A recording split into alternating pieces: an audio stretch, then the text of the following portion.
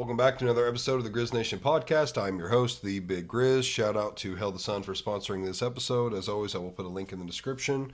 Go click on that link and use code GRIZZ at checkout for 5% off. Guys, welcome back to the podcast. These past few weeks have been pretty rough. I am currently filming this on the Friday before it will air. And part of that reason, not only did I want to do one, but I have nothing uploaded for Monday. As you can probably hear in my voice, I'm still getting over some sickness, but I'm sure everyone is well aware of the amount of sickness going around right now. It seems like the past 3 weeks, me and my entire family have been sick, and I'm sure you all know somebody who has been sick if you haven't been sick yourself, but the sickness this winter has been absolutely brutal. So I've had to cancel on a couple people because I was sick. I've had a couple other people cancel because they were sick. That's just how it goes sometimes. So it's been a little rough. I haven't got to film as much as I would like to. I'm kind of behind. I always like to have at least 2 or 3 uploaded. 4 or 5 is even better. But I currently have nothing uploaded just because I've been burning through all of it and not uploading or recording anything because sickness. So 3 weeks ago, everybody in the house got the stomach bug, all within a couple days of each other. That was absolutely brutal. That was the worst bug I've ever had in my life. Shortly after that, we all got the respiratory thing where it was just like sore throat, runny nose, nothing too major, but just kind of annoying more than anything. And then we all got over that and instantly got like the head cold where you're, again, runny nose, deep cough, fever even. So it's been brutal. I'm just now kind of getting over that one. And knock on wood, we should be good now. I think we've had everything that's out there. But it's been brutal. It's been very brutal on the schedule. I've got a couple more things scheduled for February before I got to start working on my March schedule. But between the cancellations and just not feeling good, it's hard to record.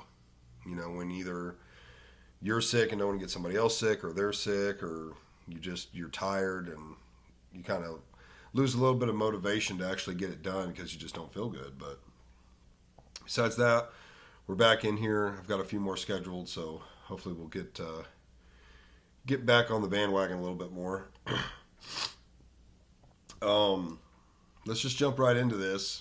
As everybody knows, I am a huge Chiefs fan, and the Super Bowl did not go how we envisioned it. I think you could ask any Chiefs fan, win or lose, we envisioned a good game. Whether we won by a field goal or a touchdown, or lost by a field goal or a touchdown, I think pretty much everybody, both teams included, would have thought it would have been a good game. That it was not. We got down 14-0. I knew from there, just the way we were playing, you can never count them out. You can never lose hope on them because they've, had some miraculous comebacks. And but I had a weird feeling. I think we maybe went down 17-0 after that. I'd called the game at 17-0. It was like they scored again. That miraculous comeback was not in their eyes. The way we were playing was absolutely horrendous. I think then we went down 24-0. And it was just over. The final score, I believe, was 22-40, something like that. That doesn't even represent what that game truly was. I had kind of tuned out, so I don't even know how we got the 22, but it was bad. Everybody looked terrible. The only impressive thing, which makes almost no sense on how they were able to run the score up on us like they did, we pretty much shut down Saquon Barkley. And that was the Eagles' biggest threat to us, their run game. Which I believe we've held quite a few teams below their norm on the run game, but That O-line is massive. Saquon is a stud. And the fact that we were able to hold him to a very low amount of yards and they were still able to do what they did to us it's amazing. But on our side of the ball, we could do nothing. I think it really exposed our tackles, which, I mean, most people already knew that they were terrible. Kelsey had a few drop passes. D-Hop had a drop pass, a wide open drop pass that made no sense. It's one of those things to where you would expect when we go to the Super Bowl. We've been there quite a few times in the past 6 years. I believe four. Let's see, how many times have we been? 4 times in 6 years, something like that. Won 3 of them. It's kind of crazy. No, we've been 5 times in the past. Hell, I can't remember. I'd have to look it up now. We've won 3. We've been to 5. Maybe it's been like 7 years, but it was bad. Mahomes didn't look very good. Mahomes also didn't look good. The biggest reason was the line. The line was giving him no time. So his passes to the wide receivers weren't the cleanest. That being said, they weren't going to catch him anyways the way it looked. They were dropping things that were wide open. We got off to a very slow start. The Eagles got off to a hot start. And I'm not taking anything away from the Eagles. They played amazing. Mahomes threw a couple interceptions. Of course, they have to catch them, which they did. They looked really good. Basically, what it comes down to is they played maybe their absolute best football of the season, and we played our absolute worst. And that's all there is to it. I'm looking here at the Chiefs roster. I'm hoping all of these are up to date as far as their contracts, but I wanted to go through this a little bit. Because there's clearly some people that need to go. And there's some people on here that I'm just going to go off the free agents that, whether I think we should sign or not sign them. Starting off with Joe Tooney, our guard. I like Joe Tooney. Our interior 3, I don't see any problem personally with the interior 3. Joe Tooney's really good. Creed Humphrey's really good. I think Creed Humphrey was or is the number 1 center in the league, which Creed Humphrey's not up yet. Anyways, he's on an extension under his rookie contract. But Joe Tooney, I think, would be a good sign. He's only 28. He's still pretty young. A lot of this is going to come down to money, of course. But I like Joe Tooney. Juwan Taylor, our right tackle. He is a free agent. He has got to go. Juwan Taylor was the number 1 penalized person in the league. And his skills are not there. He's not good. He has cost us a lot of penalties. He's cost us some big plays. He's one of the 2 problems with our line, probably the biggest problem. I would definitely say the biggest problem with our line. As a right-handed quarterback, your left tackle is the most important, which we'll get to him. But Juwan Taylor on the right side, he's got to go. So this offseason, between free agent signings and drafting, I expect us to focus heavily on getting a couple tackles. The next player would be Justin Reed, our safety. I really like Reed. I think he's good. He's still young. I would like to see him re-sign with us. DeAndre Hopkins, also known as D-Hop. I guess we signed him to probably a 1-year deal. This is 2. Maybe he played. Yeah, did he play us? I can't remember if this was his 2nd year. I didn't think it was. It says he's a free agent though, but I'd like to see him come back. D-Hop's getting older. He's in his early 30s, but he's still really good. He can definitely be a threat. I think with more time with the team and with Mahomes to build that relationship, I would definitely like to see him. He's not going to be that kind of guy you can go and blow a ton of money on now because he is getting older, but he's still really good. So I would like to see him stay. Michael Dana, defensive end. Um, that would come down to money. Who else we got on here? Charles Omenihu. I like Omenihu. Got a bunch of rookies still going. Marquise Brown. But that's Hollywood Brown. I didn't think we only signed him to a 1 year deal, but I'd like to see him come back. He didn't play a majority of the season because of an injury. He's supposed to be an absolute stud, so I'd like to see him come back. Who else we got on this list? Justin Watson. I do like Watson. I'd like to see him return. Carson Wentz. That's probably a decent backup QB to have. He's definitely had his moments in the spotlight. He's not the Carson Wentz of old, but I never thought he was that good back in the day anyways. Shout out to Nick Foles. He won them that Super Bowl, not Carson Wentz. So Carson Wentz staying is fine. He's definitely a vet, so it's good to have a vet as a backup QB. Who else we got on here?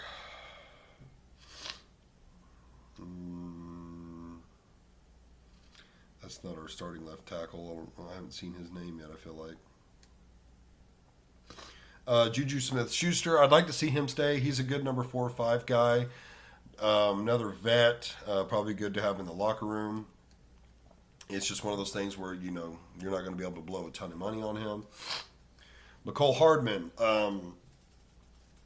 I don't know what the Chiefs community thinks as a whole about Hardman. I definitely have heard a lot of good and bad. I personally like Hardman.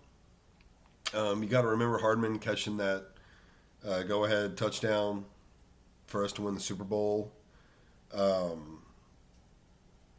He's a good punt returner. He's had some ups and downs for sure, but he's been there when it matters. And for the right money, I like Hardman. I'd like to see him stay.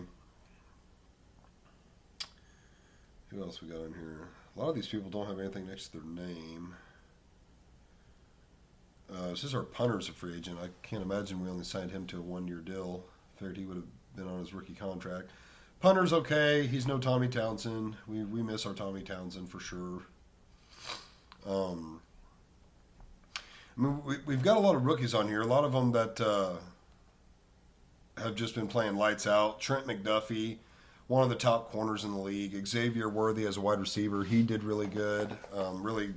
Really excited to see him have some more time in the league and see what he can do. George Karlaftis. Karlaftis has been an absolute animal for us at the defensive end position. Rashee Rice, which was funny, taken out by Mahomes at the beginning of the season. Rashee Rice was our number 1 wide receiver. So that really hurt losing him. So seeing him come back, that's going to be exciting. Sky Moore, he's a good, 4 or 5 or 6 wide receiver. He's had some good moments, but nothing crazy. Nick Bolton, which I kind of thought this was maybe his last year.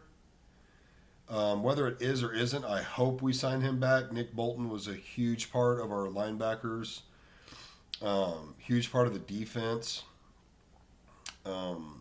He also come from Mizzou, so it's cool.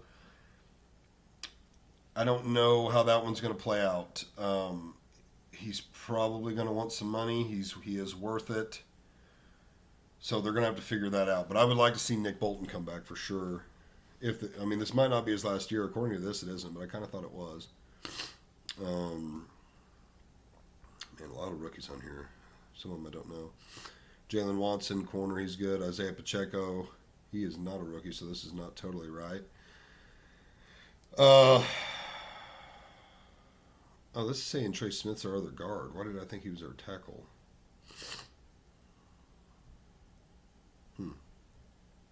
Have to look at that. Yeah, this list can't be totally right because Pacheco's not a rookie. That being said, I'm sure he's got some more time on his contract, so he'll be back. But overall, we gotta fix our tackles. The tackle situation has been brutal. The three-peat is no longer an option, and we've got some killers coming up in the AFC. The Ravens and the Bills are just brutal teams to play. Um, the Bengals, they kind of had an off year, ended up making a comeback, almost made it into the playoffs, but they're always a tough team. It's really tough in the AFC to get to the championship game, let alone to the Super Bowl. Um, we're set up for it. We've got the experience and the skill. We've got the coaching. But I feel like over the next few years, it's going to get tougher, and we're going to have to compete on the O line. That's what's been killing us. Assuming we keep um, like Hollywood Brown, Rasheed Rice, Xavier Worthy, D Hop, Juju, Kelsey, our receiving core are studs. We've got big guys. Rice is a pretty good, big guy. Of course, Kelsey's a big guy. We've got speed. Worthy's the fastest guy in the league. Hollywood Brown, D Hop, they got hands like crazy. Our quarterback, obviously Mahomes is one of the best in the league. Our running game is really solid. Isaiah Pacheco, Kareem Hunt, they're super good. Perrine, however you say his name, P. Ryan, he's pretty good too. So on the offensive side of the ball, it's just our line that's killing us. Like, if Mahomes doesn't have time and the protection to throw the ball, then your receivers are never going to shine. This year as a whole was a very off year for us. We looked terrible. Somehow ended up only losing 2 games. The last game we just kind of we didn't play any of our starters, so that doesn't really count. But as far as our starters being in, we lost 1 game. Set the single season record for most one score win games. I believe it was 12. Um, it might have been more than 12, but it was just a weird year. Even with our record being what it was, a lot of the games did not feel that way. I mean, the Broncos, we blocked that last second field goal that they should have made to win. That game was like our whole season. There was just constant little things here and there. Of course, we hear about the refs, every single week. That's just part of being number one, being on top. You're always going to hear, "Oh, the refs are cheating for you. They're cheating for you." Anyone who knows anything about sports, they realize it is not rigged. Nobody's cheating. The things it would take to pull something like that off, it could never happen successfully. Somebody would talk. It would be too obvious, and things would happen on the field. That's just a joke. That's a running joke that people like to say. That we get all the calls, nobody else gets all the calls. I'm pretty sure I've seen people share stats that um, there are other quarterbacks in the league that have way more rough in the passer calls against them. Um, it's just an excuse that people use because their teams aren't as good, and it's part of hating out on a dynasty. We all used to do it against Tom Brady and the Patriots. Everybody hated on them, and the biggest reason you hate on them is because it's not your team shining. And so when it is your team, that's the number one, and everybody wants to beat them, and everybody gets compared to them. That's just what people do. They're going to blame everything. The refs, the commentators, Taylor Swift. I mean, we hear it all. So I don't really pay too much attention to that. But all we can do now is focus on next year. I've seen the schedule. I feel like we have a pretty tough schedule. So bulking up the offensive line is going to be huge. Our defense, I like our defense. I like where we're at. As long as we can get a few of those guys signed back, I don't see a problem with our defense, really. Special teams was pretty clutch this year. For us to have all of these close games and only scoring, most of our games were below 30 points. That does show you that the defense is doing something right. When the defense is consistently holding teams below 30 points or less, the problem is not the defense. The Chiefs 4 or 5 years ago, if we had this defense, we probably would have three-peated back then because we were hanging 35 plus points on everybody. So you can only imagine if we're constantly scoring 35, 40, 45 points and the opposing teams, scoring mid-20s, we would have just ran through everybody. But we did not have the defense like that. It's funny how it's kind of flipped to where our defense this past year has been carrying us and the offense has been struggling. But we had a lot of new people. We had a lot of injuries, and that's pretty much what this boils down to. We lost Brown before the season even started. We lost Rice early in the season. Our O-line just, it is what it is, but Mahomes didn't have the adequate time. One thing I really don't like about Mahomes is he doesn't commit to the run. There were so many times this season where it was like, Mahomes, if you had just committed to running the ball a split second earlier instead of trying to force something downfield, trying to wait for something to open up, if you had just taken off and ran with the ball, you would have got a first down. Mahomes is not the fastest quarterback, but he's smart when he does run. He does fine. I wish he would commit to that more often. If teams would respect us a little bit more on, there's a possibility that Mahomes will scramble, that just helps your wide receivers when those corners and linebackers are like kind of playing a little more timid against, hey, this guy might take off and run the ball. That would help our receivers tremendously. I wish somebody, whether it was his QB coach or Andy Reid or whoever, would just be like, Mahomes, if it's not there and there's nobody within 15 yards of you, just run for the first down. I don't care if you only get 5 yards. Just run for the first down. Start making these defenses respect your run game. It really blows my mind. I mean, there were so many times we'd be watching the TV. You see nobody except linemen, offensive and defensive linemen. There's not a linebacker, a corner, nobody in the screen. And he's just scrambling around trying to make something happen. And yes, sometimes he makes incredible throws and you get 20, 30 yards. But for the most time, it's like, dude, if you would just scramble, the next play, 3 plays from now, the next game, like these teams would start saying, hey, maybe we can't drop everybody back, and cover every single wide receiver because there's a possibility Mahomes is going to run. That's why teams struggle so much with Josh Allen and the Bills or Lamar Jackson and the Ravens, because when you constantly have to be thinking, hey, I can't just completely leave because there's a chance one of these guys are going to take off, for a 10, 15, 20, 30-yard run, that messes with defenses, and it makes you have to play a little bit differently, which is another thing I don't understand. There's so many times against those mobile quarterbacks where it's like, why is there no spy? Why do we not have a guy sitting in the middle of the field kind of playing zone, but his main discipline is to stay and watch the the quarterback.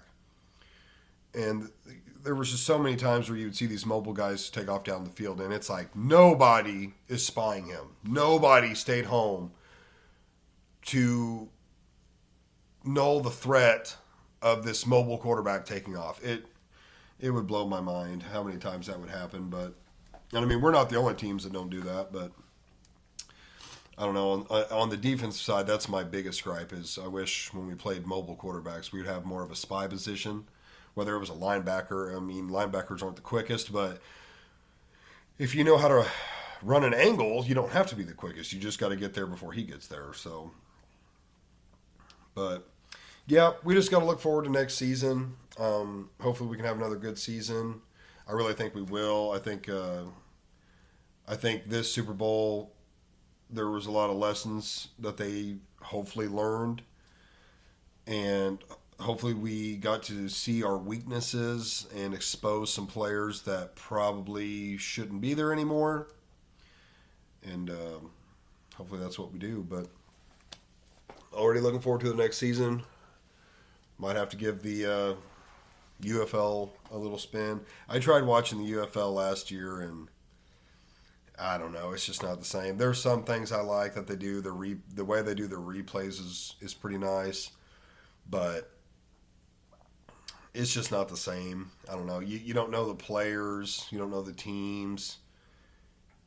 It's just not. It's not quite the same. But I don't know. I love football so much. I might just have to give it another try. Um. Besides that, man, I just got to get back to filming. I got to get back to recording. Like I said, this sickness the past few weeks has just I wouldn't say it's made me lose motivation, but I just haven't been feeling good. And when you don't feel good or sound good, like right now, I just don't feel like I sound that good. It makes it hard to want to record because I want to put out a quality product. And if I feel like I got brain fog or constantly coughing or sniffling or whatever, it's hard to do. But I do have a few things in the works. A buddy's got a podcast. We're trying to do something where I go on his episode, and then him and his buddies, I think there's like 3 or 4 of them that do their podcast. They're probably going to come on here. They kind of have a shorter format type podcast. So what I'll probably do to kind of give them some exposure from the people that watch this one is like that week that I'm on their podcast, I probably won't release an episode. It'll probably just be like a little trailer of, hey, go check out this episode on their podcast this week. And then when they come on mine, it'll be different for them. I think they're used to doing like 30, 40-minute episodes to where mine kind of have no time limit. I mean, I've done short ones that are 45 minutes long, and I've also done 3.5-hour long podcasts. So, which I like both. Obviously, when I do solos, they're typically shorter, but when you're carrying the conversation by yourself, a little harder to stretch it a couple hours. I mean, I watch some podcasts that are solos, and they find a way to talk for 1.5 hours, 2 hours, but they also have people in the background that they're kind of bouncing stuff off, and sometimes they're watching funny clips. So, if clips will take some time, and then they're able to talk about the clip and that kind of stuff. But I'm trying to think if there's anything else I wanted to talk about.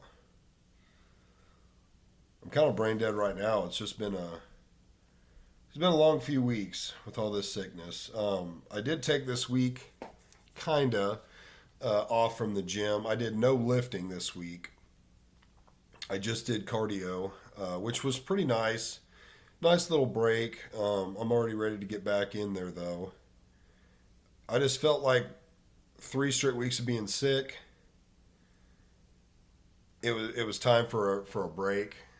And even then, I probably shouldn't have went to the gym at all, and slept in a little bit more and given my body a total break. I mean, it's not like I pushed myself that hard. I went in and rode the bike. I'd do 3 or 4 miles, leisure pace, nothing crazy, just to kind of get the blood flowing, wake up. I'm at the point now where it's been many months that since I've gone straight to work without going to the gym. And I know the last couple of times it's happened, I do not like doing that. I definitely want to hit the gym before work, just to wake up, get the blood flowing, have that sense of accomplishment. Going straight to work, it's just like, like I'm wide awake, but I don't know. It's just getting that workout done, and everything makes you feel so much better, in my opinion.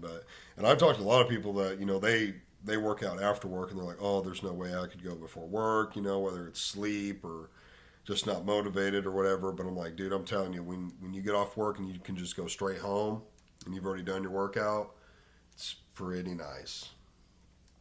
But to each their own, whatever works best for you. But yeah, taking this week off was pretty nice. Again, if it wasn't for work and how I feel going into work without going to the gym, I probably would have just slept in each day, got an extra hour of sleep. But I just hate doing that now. So just went in, rode the bike, which it was pretty nice, just on my phone, chilling for 30 minutes, getting a few miles in. But I am ready. I'm ready to get back in the gym and see how that's going. I did. I did another scan. I don't think I spoke about that since I've done it. I don't think so. That was another podcast I was supposed to have. I was supposed to have one with Little Moses Jr. Um, he ended up having to cancel, but I'm really looking forward to doing that one again since I've done my other scan. Uh, I ended up losing 1 pound of muscle, which wasn't the end of the world. But I lost a pound of muscle, lost 10 pounds of fat, and that's kind of why it wasn't the end of the world.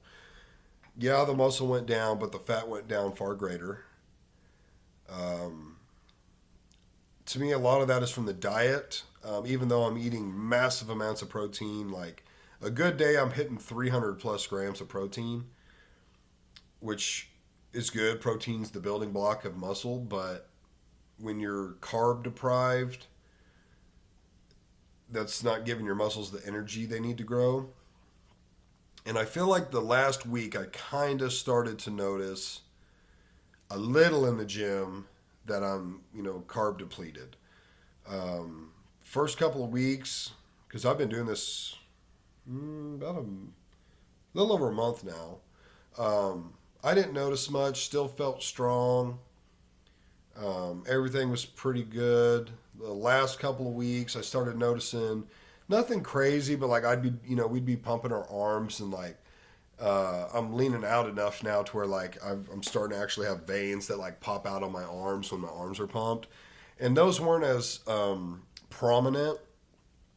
And I was like, well, I don't know, like my muscles feel good and pumped, and uh, I started thinking, well, maybe it's because I don't have a lot of carbs in me, kind of helping fill the muscles up and stuff, and but still felt good and strong. And then probably like the last week when I worked out, which still feels strong, but it was like I feel like now I'm starting to notice this diet, which I'm still doing pretty accurately. I find it's fairly easy. I do love carbs without a doubt. But the self discipline that I've learned of, you see something and it's like, oh, that would be good, but it's like, don't need it.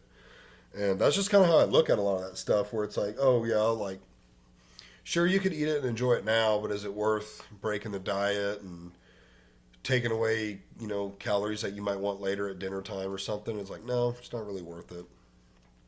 Um, so for now, I'm gonna keep the diet going.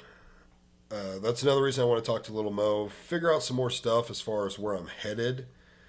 I am now averaging probably around 246, 247. The lowest I've seen was about 244, which is good. You got to remember, when I started this journey, I was 285, and I had pretty quickly, within like 3-4 months, lost about 25 pounds, got down to 260, plateaued at 260. At that point, after a few months of kind of just hanging around there, I did carnivore, quickly dropped 10 pounds in about a week or two, and kind of started plateauing at 250. And then pretty much with just time and grinding, I started chipping away into the 240s. I then got ravaged by sickness, so the training hasn't been as good, because I was working out through a lot of that sickness. Not every day. There were some days. Well, luckily, I guess they were all on the weekends, because I didn't miss any days in the gym, but they're definitely not as they're just not as good, when you're not feeling good. You're not going to get as good a workout in. But this week, taking a break, getting some cardio in was really nice. But I do want to talk with Moses more about this diet, how long he thinks I should run the cut. I mean, now we're in the middle of winter. We're coming up on spring, it's like I don't know if I want to start bulking now. I feel like most people do their bulk at the end of summer. Kind of, you're kind of planning around summertime. You want to be a little more lean and cut during summer. Gonna have your shirt off down at the lake or the pool or whatever, and that to me, that's the time to be cutting. Is like start your cut late winter, kind of cut through the spring. Then your beach bod's ready for the summertime. Then late summer, early fall, start the bulk again. Start putting on the weight. I'm now at this weird point where I don't know how much longer I can run this cut.